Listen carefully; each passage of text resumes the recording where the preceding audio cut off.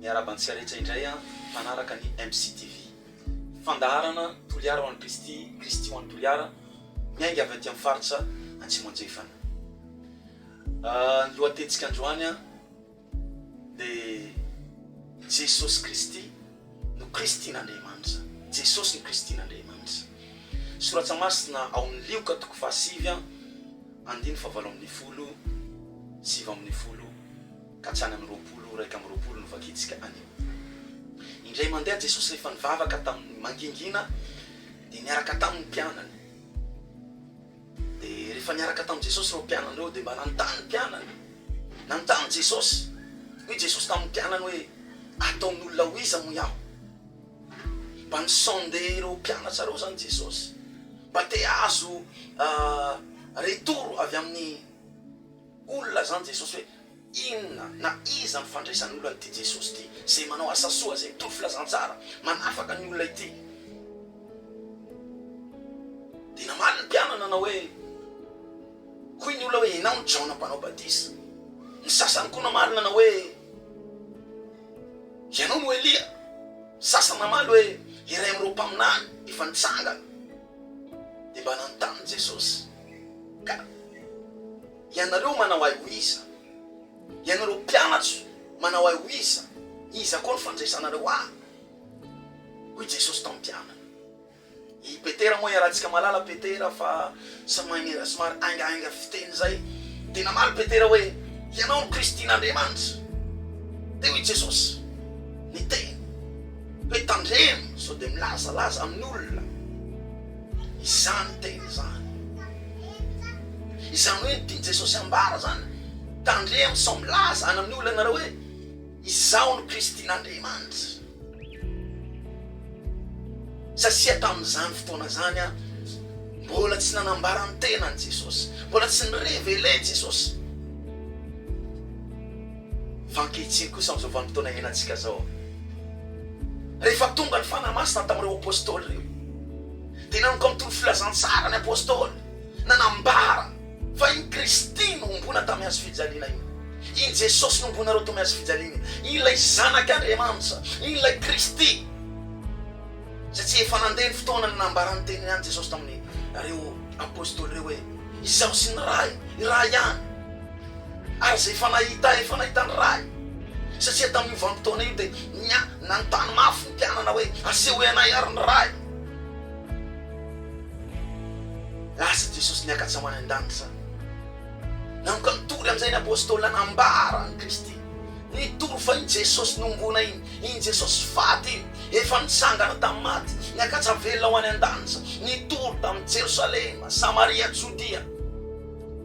Fa Kristy, fa Jesosy ny Kristy, fa Jesosy ny zanak'Andriamanitra velona. Ankehitriny amin'izao vanim-potoana iainantsika zao, amin'izao 2024 izao, amin'izao 21e siècle zao, raha lasana bavy zay manaraka izao fandaharana zao, ambarao fa Kristy n'Andriamanitra Jesosy, ambarao fa Jesosy no lalana. Misy soratra masina amin'ny Jaona hoe Jesosy Kristy no lalana, fahamarinana, fiainana, ary tsy misy mankana amin'ny ray afa-tsy amin'ilay lalana Jesosy. Jesosy Kristy no izy. Tsy misy lalana hafa tongavana any amin'ny ray, tsy misy lalana hafa tongavana any an-danitra afa-tsy ny Jesosy Kristy irery ihany.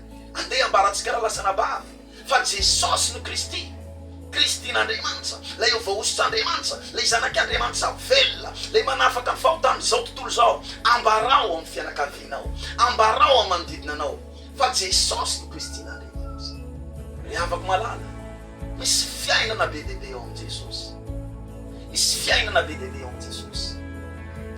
Sika zay fa manana ny tompo iten'Andriamanitra hoe ianareo zay fa nomena mamaim-poana, izara mamaim-poana. Andeha ambarantsika manodidina antsika fa velona zany Jesosy zany. Andeha ambarantsika manodidina antsika fa nitsangana tamin'ny maty zany Jesosy zany. Andeha ambarantsika manodidina antsika fa fiainana zany Jesosy zany.